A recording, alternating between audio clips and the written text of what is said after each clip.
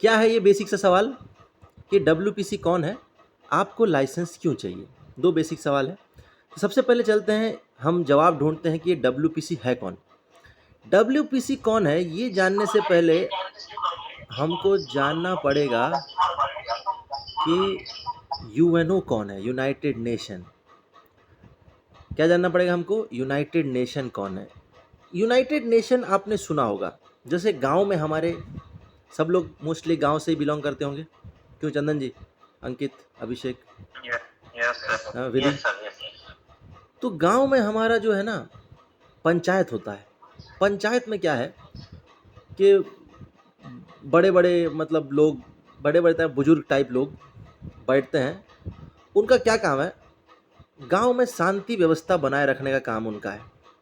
मतलब वो लोग क्या है कि मान लो दो दो घरों में झगड़ा हो रहा है, भाई भाई में झगड़ा, पड़ोसी अड़ोसी में झगड़ा, तो क्या करते हैं? सुलझाने की कोशिश करते हैं, शांति व्यवस्था बनाए रखने की कोशिश करते हैं।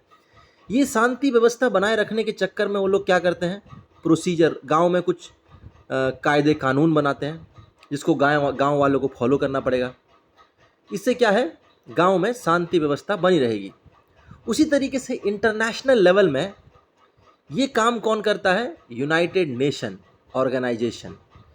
ये अलग अलग देश के बड़े बड़े लीडर एक साथ बैठते हैं, बैठ के आपस में एक दूसरे के साथ बैठ के मिलाव करके पूरे दुनिया में शांति व्यवस्था बनाए रखने के लिए कायदे कानून ये लोग बनाते हैं।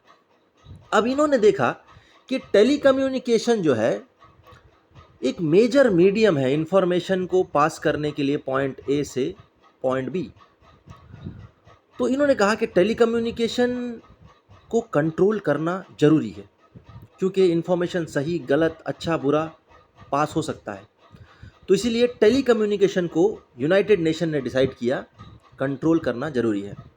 अब यूनाइटेड नेशन में जो बैठे हैं ये लोग कौन है? पॉलिटिशियंस।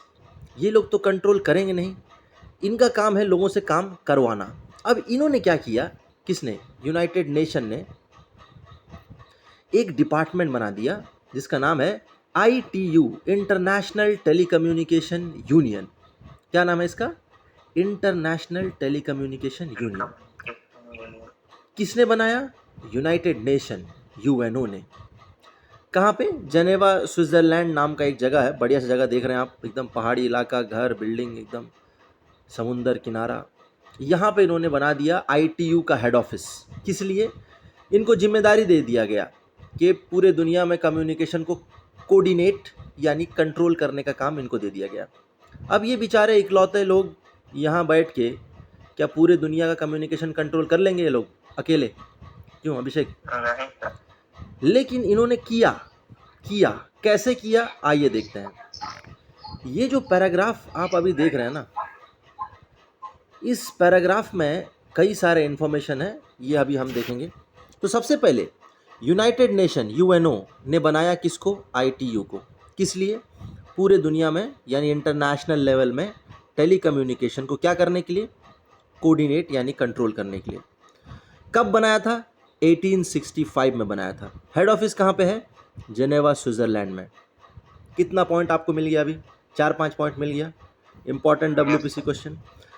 अब ये इकलौता ये काम नहीं कर सकता था, तो इसने क्या किया? ITU ने मेंबर बनाने शुरू किए, है ना। कहा आओ हमारे मेंबर बन जाओ, हम आपको कुछ फ़ायदा देंगे। तो मेंबर बनाने शुरू किए। तो कितने मेंबर हो गए? 193 मेंबर हो गए। आज के टाइम पे ITU के पास कितने मेंबर हैं? 193 मेंबर कंट्रीज़ हैं, जिसमें से इंडिया भी मेंबर है ITU का। कब से? 1869 से। अब इंडिया में आपको पता ही होगा हर चीज़ के लिए मिनिस्ट्री है, मंत्रालय, है ना। जैसे एजुकेशन मिनिस्ट्री, फाइनेंस मिनिस्ट्री, और क्या है, सिविल मिनिस्टर, हर चीज़ के लिए मिनिस्ट्री है। जैसे फॉरेस्ट मिनिस्टर और फॉरेस्ट मिनिस्टर और क्या, मिनिस्टर ऑफ एक्सटर्नल अफेयर्स, कई सारे मिनिस्टर हैं। तो उसी तरीके से इंडिया में एक मिनिस्ट्री है जिसे हम कहते हैं मिनिस्ट्री ऑफ कम्युनिकेशन, जिसको आपने कई बार सुना होगा, संचार मंत्रालय के नाम से आपने सुना होगा। अब मिनिस्ट्री का काम क्या है? कि लोगों से काम करवाना। अब ये मिनिस्ट्री जो है ये 5-5 साल में बदलती रहती है।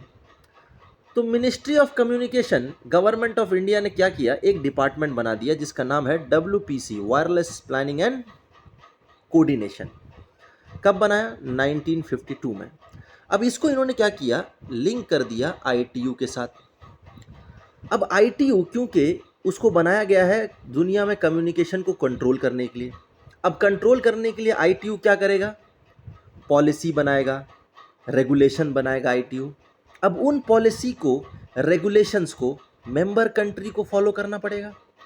इंडिया एक मेंबर कंट्री है, तो इंडिया में उन पॉलिसीज़ को जो ITU ने बनाया है, इंडिया में इम्प्लीमेंट करने का काम किसका है? चंदन जी,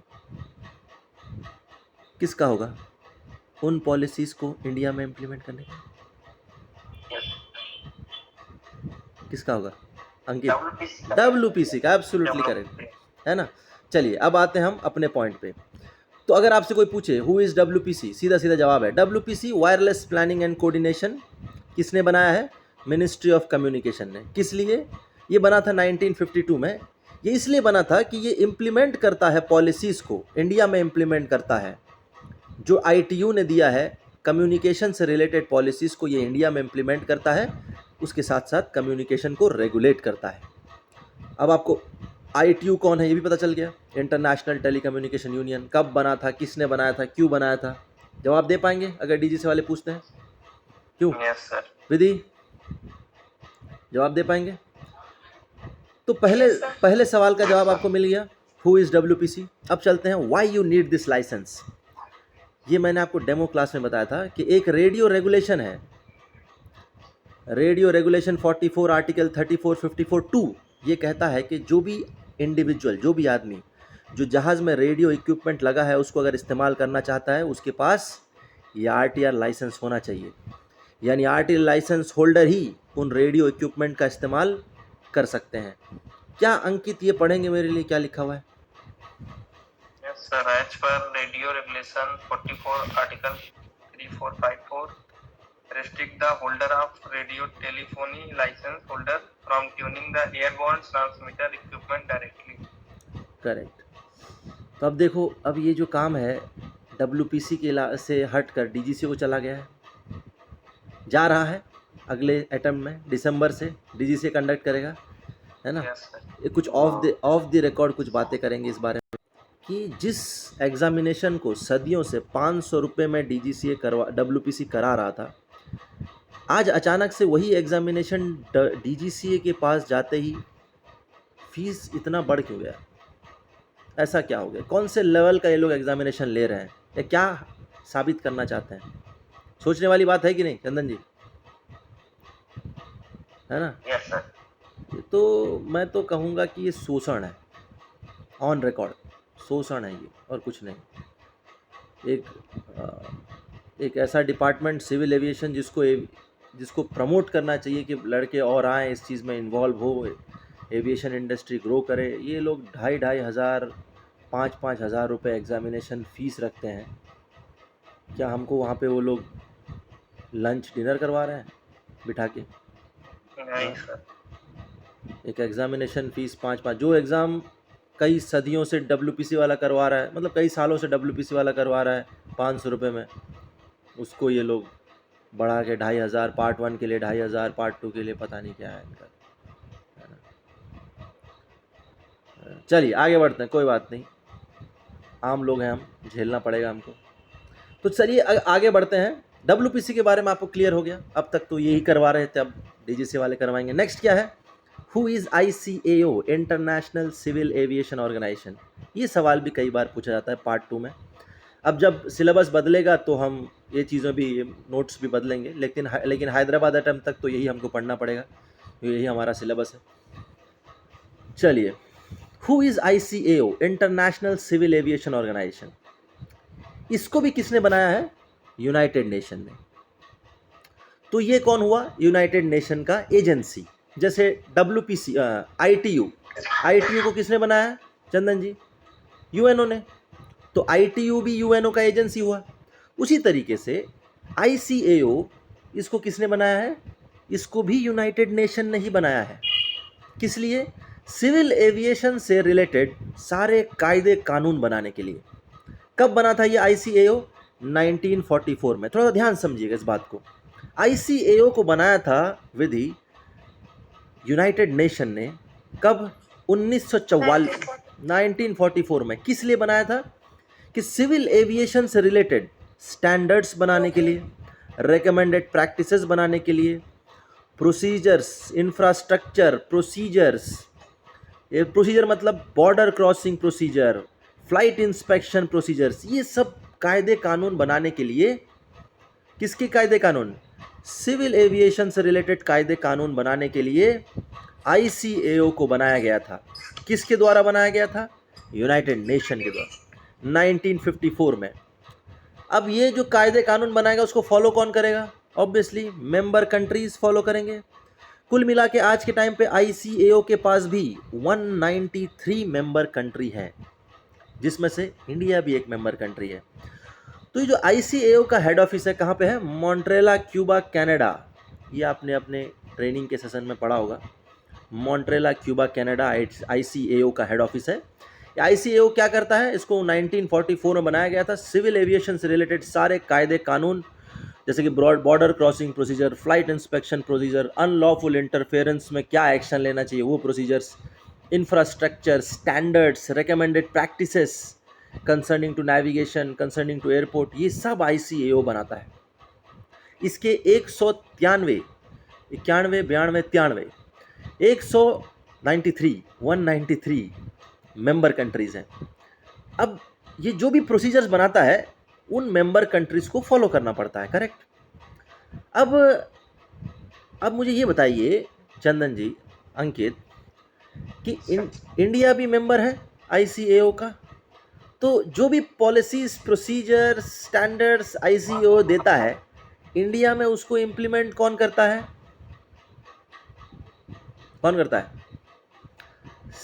सिविल एविएशन, DGCA। बिल्कुल सही सवाल, DGCA है ना। चलिए, तो ये चीज़ ध्यान रहेगा अभी, है ना। तो ICAO पॉलिसीज, प्रोसीजर किस फॉर्म में देता है? एनेक्स्चर के फॉर्म में देता है। स्टैंडर्ड्स किस फॉर्म में देता है? एनेक्स्चर के फॉर्म में देता है। इसे कहते हैं ICAO स्टैंडर्ड्स, है ना। प्रोसीजर्स किस फॉर्म में देता है? डॉक्यूमेंट के फॉर्म में देता है, आगे समझेंगे। तो ICAO क्या बनाता है? स्टैंडर्ड्स बनाता है। किस फॉर्म में देता है? एनेक्स्चर के फॉर्म में। जैसे यहाँ पे दिया ना, एनेक्स्चर 1, 2, 3, 4, 5, 6, ऐसे करके 19 एनेक्स्चर हैं। तो यहाँ पे क्या लिखा है? Must remember by heart. इसमें कुछ समझने वाली चीज़ नहीं है, खाली क्या है, जैसे कि मान लीजिए ये जो मैं कह रहा हूँ कि स्टैंडर्ड्स जो है ICAO एनेक्स्चर के फॉर्म में देता है, उसका मैं एग्जांपल देता हूँ। मान लीजिए आपको लाइसेंस लेना है। जैसे पहले आता है स्टूडेंट पायलट लाइसेंस, 50 घंटे फ्लाई कर लिया तो SPL मिल गया। फिर आता है प्राइवेट पायलट लाइसेंस, 100 घंटे फ्लाई कर लिया तो PPL मिल गया। फिर आएगा कमर्शियल पायलट लाइसेंस, फिर आएगा एयरलाइन ट्रांसपोर्ट पायलट लाइसेंस। ये सब लाइसेंस लेने के लिए क्या रिक्वायरमेंट है? कितने घंटे की फ्लाइंग होनी चाहिए, क्या मेडिकल स्टैंडर्ड होना चाहिए, क्या आपका एजुकेशन क्वालिफिकेशन होना चाहिए, ये कौन से एनेक्स्चर में लिखा हुआ है? एनेक्स्चर 1। तो ये DGCA वाला पूछ सकता है पर्सनल लाइसेंसिंग कौन सा एनेक्स्चर में है? एनेक्स्चर 1। उनका मन आ गया तो पूछे, बोल देंगे सारे एनेक्स्चर बताओ। आपको 1 से लेके 19 तक सारे एनेक्स्चर बताना है।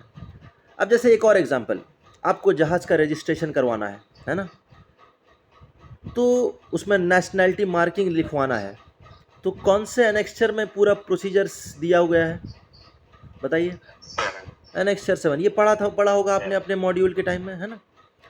उसी तरीके से मान लीजिए आपको डेंजरस गुड्स ट्रांसपोर्ट करना है बाय एयर, तो क्या रिक्वायरमेंट है, क्या ट्रेनिंग होना चाहिए पायलट्स का हो, या फिर जो डेंजरस गुड्स लोड कर रहे हैं, ट्रिम एंड बैलेंस बना रहे हैं, उनका क्या ट्रेनिंग रिक्वायरमेंट होना चाहिए, क्या प्रोसीजर होना चाहिए? कौन से एनेक्स्चर में लिखा है?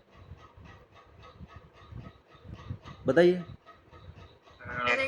18, है ना, करेक्ट। एक चीज़ ध्यान रखिएगा, DGCA WPC वाले मुश्किल से आपसे सीधा सवाल पूछेंगे। सीधा सवाल नहीं पूछते हैं वो लोग, आड़ा टेढ़ा सवाल पूछते हैं। इनका सवाल कैसा रहेगा? बोलेंगे लेटेस्ट एनेक्स्चर कौन सा है, जरा बताइए विधि। लेटेस्ट एनेक्स्चर कौन सा है? लेटेस्ट एनेक्स्चर सामने ही लिखा हुआ है आपके, लेकिन आप क्योंकि पूछा उस तरीके से गया, यस एनेक्चर 19 पूछेंगे इस तरीके से आपको कन्फ्यूजन हो जाएगा क्योंकि क्या है लेटेस्ट एनेक्चर मतलब क्या है। लेटेस्ट जैसे आता है ना लेटेस्ट मूवी, अभी कौन सा लेटेस्ट मूवी आया है, अभी कौन सा मूवी आया है लेटेस्ट मूवी अभिषेक? हाउसफुल 5। हाउसफुल 5। तो उस तरीके से लेटेस्ट एनेक्चर कौन सा है अंकित? यही सर एनेक्स 19। अरे तो उसका नाम भी तो होगा कुछ उसका, सेफ्टी मैनेजमेंट। बिल्कुल इस तरीके से डीजी से वाला सवाल पूछता है, ध्यान रखिएगा। तो जैसे स्टैंडर्ड्स जो है ICAO एनेक्चर के फॉर्म में देता है, उसी तरीके से रेकमेंडेड प्रैक्टिसेस यानी ये रिकमेंडेशन डॉक्यूमेंट के फॉर्म में देता है। जैसे यहाँ पे लिखा है देखिए डॉक्यूमेंट 444 पैंस ATM का फुल फॉर्म है procedure for air navigation services air traffic management. ये इंपॉर्टेंट WPC क्वेश्चन है, ध्यान रखिएगा, ठीक है। पूछा जाता है what is the full form of PANS ATM? क्या है पैंस ATM का full form? Abhishek, Vidhi, Chandan ji. Procedure for air navigation services. Absolutely correct. चलिए नेक्स्ट क्या है, safe document 7030 regional supplement procedures. जो हम RTR पढ़ रहे हैं ना, ये कौन से डॉक्यूमेंट में लिखा हुआ है? डॉक्यूमेंट 9432। जो RTR का सिलेबस आपने सुना होगा कि आपको पढ़ना पड़ेगा RK बाली। RK बाली ये कुछ नहीं है, इन डॉक्यूमेंट्स को कंपाइल करके वो बनाया गया है, ठीक है।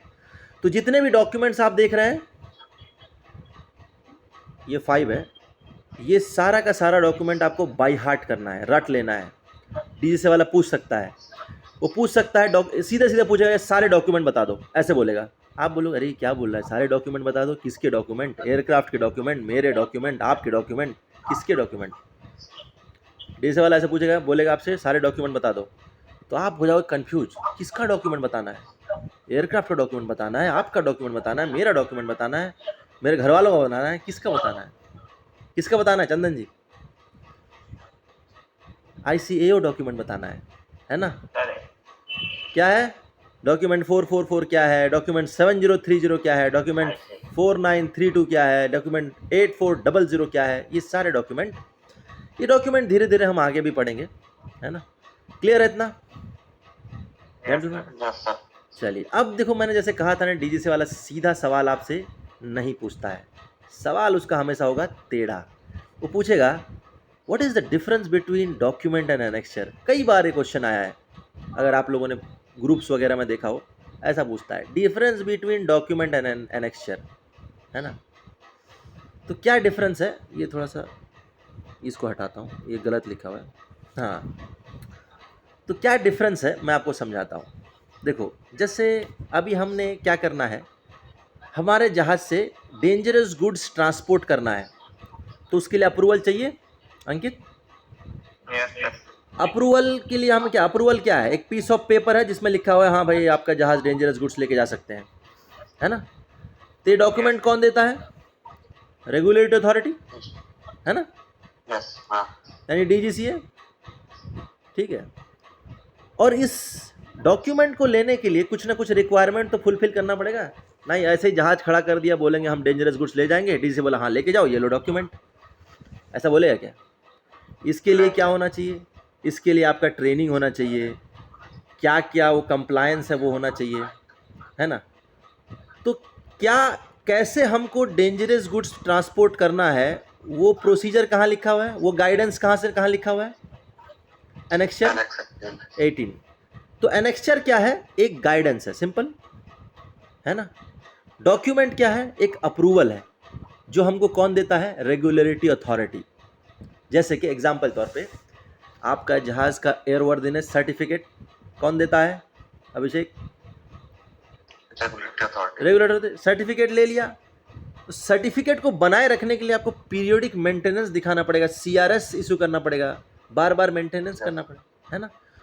तो वो एयरवर्दीनेस ऑफ एयरक्राफ्ट कौन से एनेक्चर में आता है?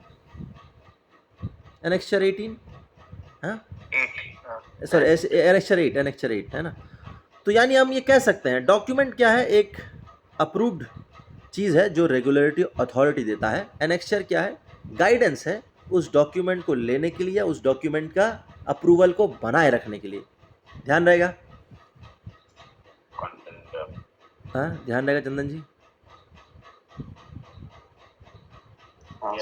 हाँ, ये इस तरीके से जो स्टैंड अलोन चीज़ आपको मिलेगा ना, ये इंपॉर्टेंट है। WPC क्वेश्चन है, पूछा जा चुका है ना। चलिए आगे बढ़ते हुए